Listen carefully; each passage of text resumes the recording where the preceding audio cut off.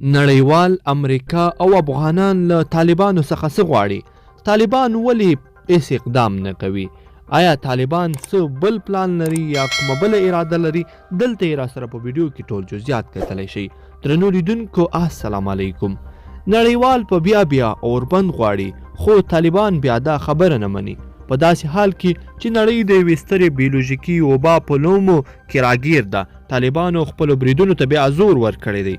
په تیرو 2 میاشتو کې د امریکا په ګډون د نړۍ ګڼو هیوادونو او سازمانونو د افغان کشالې د حل لپاره په کراتو پر طالبانو د تاوتریخوالي د کمولو غږ کړی، خو دغې وسلوالې ډلې په بیا رد کړی او خپلو بریدونو ته یې دوام ورکړی دی.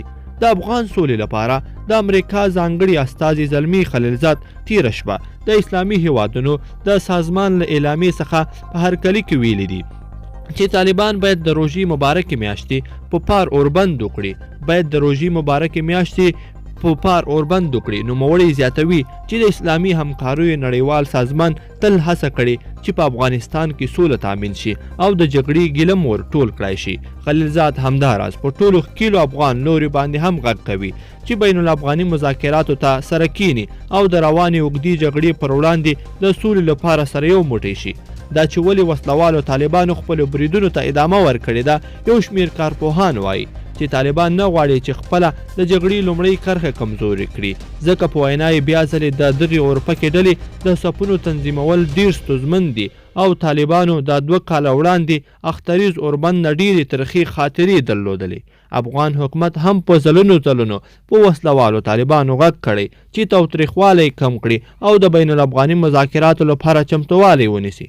دغه وسلواله ډله په ظاهره داسې هیڅ موجي دلیل نه لري چې له مخې اوربند ونه کړي، ځکه ډیری هغه غوښتنې چې طالب اورپکو له حکومت څخه لرلې ډیرې هغه یې په نسبي توګه پر ځای شوي دي، خو چې په دې کې د حکومت لخوا شاوخوا 550 طالب بندیان هم خوشي شوي دي.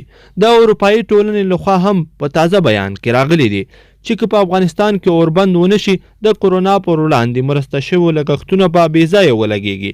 د دغې ټولنې ځانګړي استازي رولاند کوبیا په خپله تازه مرکه کې ویلي چې دوی د دې سخت ملاتړي دي چې په افغانستان کې اوربند وشي او د کرونا پر وړاندې مبارزې ته په ګډه کار وکړی شي. درنو لیدونکو په دې هیله چې دغه ویډیو به مو راسره تر پایه پورې لیدلی وي. که مو ویډیو خوښه شوي ویډیو لایک کړئ او زموږ چینل ضرور د سره سبسکرایب کړئ. تر بلې ویډیو پورې د لوی الله په امان.